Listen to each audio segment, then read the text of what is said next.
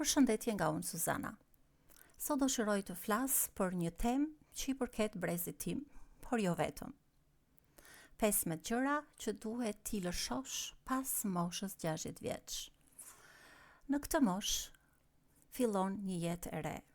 Jo sepse je plakur, por sepse në fund je i lirë. Ka gjëra që tani mund t'i lëshosh pa faj, pa frikë dhe pa hezitim. Gjëra që të rikthejnë energji, qetësi dhe dritë në jetën tënde. Këto janë 15 gjëra që do ta bëjnë jetën tënde shumë më të lehtë. E para, perfeksionizmi, kërkimi për të pamundurën. Shumë njerëz besojnë se perfeksioni është diçka për t'u arritur, por në fakt ai nuk ekziston. Është një fantazëm që ke ndjekur për dekada me radhë. Ai të ka marrë gëzimin, spontanitetin dhe lehtësinë. Në moshën 60 vjeç është koha të heqësh dorë, të thuash mjaft mirë. Është mrekulli, është njerëzore, është çlirim. E dyta, miqësitë që na lodhin. Jo çdo miqësi e gjatë është miqësi e mirë.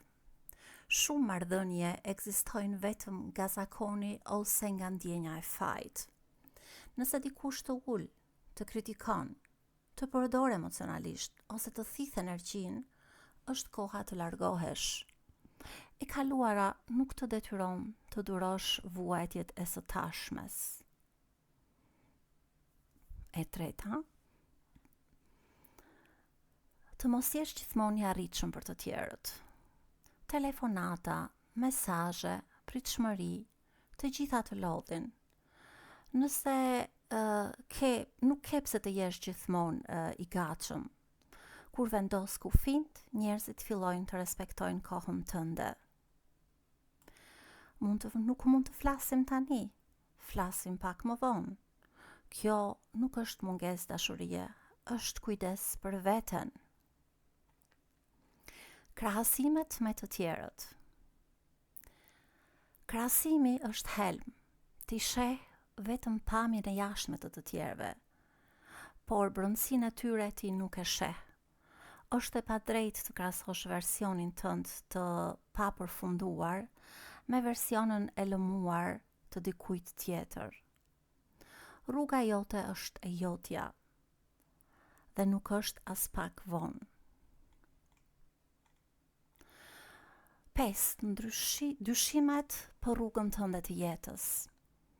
Çdo njeri ka histori tjetër, sfida të tjera, mundësi të tjera.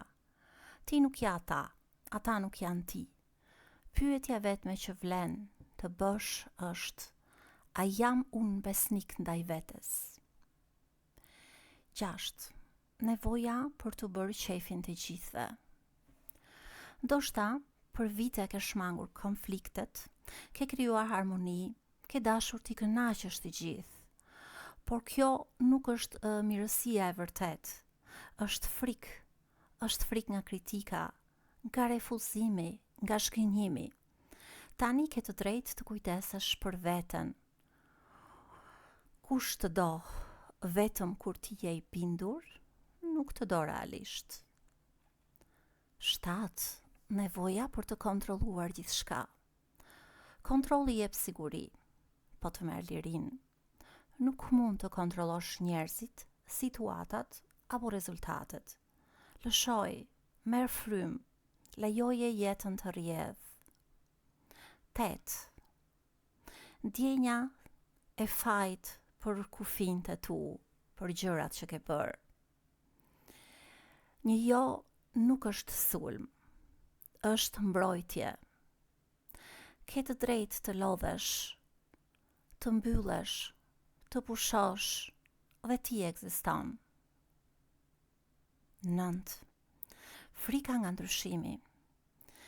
Ndryshimi nuk është armik, është mundësi. Pa të nuk ka arritje. Ke 60 vjet eksperiencë, ti je shumë më i fortë se sa e mendon. 10. Dëshira për të patur gjithmonë të drejtë. sidomos në vlonjatët. Të kesh të drejtë rrallë të sjell lumturi, por qetësia gjithmonë. Nuk ke pse të provosh më asgjë, as inteligjencën, as vlerën, as forcën tënde. Të pranosh gabimin është mençuri. 11. Çfishu nga roli i vjetër, i njeriu të fortë. Për shumë vjet je mësuar të jesh i qëndrueshëm, i fortë, i papërkulur. Po ti nuk je robot.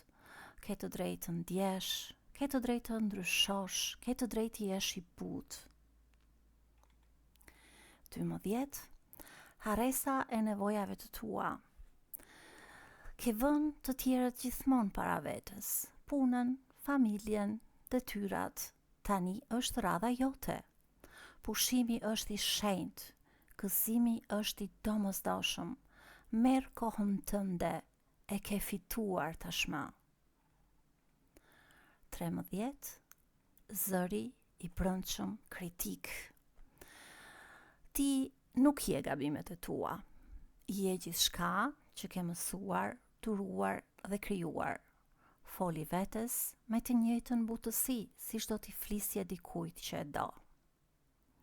14. Njerëzit që të zvogëlojnë.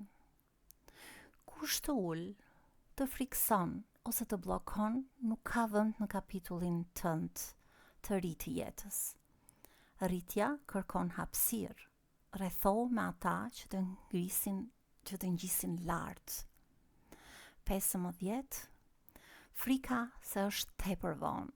Nuk është vonë, asnjëherë. Je fiks aty ku duhet jesh. Jeta nuk fillon me guxim, por rritet përmes guximit. Dhe tani më shumë se kur ke lirinë të jesh vetvetja. Nëse i lëshon këto 15 gjëra, jeta jote do të hapet. Do kesh më shumë qetësi, më shumë liri, më shumë dashuri për veten. Nëse ju pëlqeu, më bëni një like, abonohuni, ndajeni me dikë që ka nevojë sot për këtë këshill. Faleminderit dhe dëgjojmë së shpejti me tema të tjera nëse dëshironi.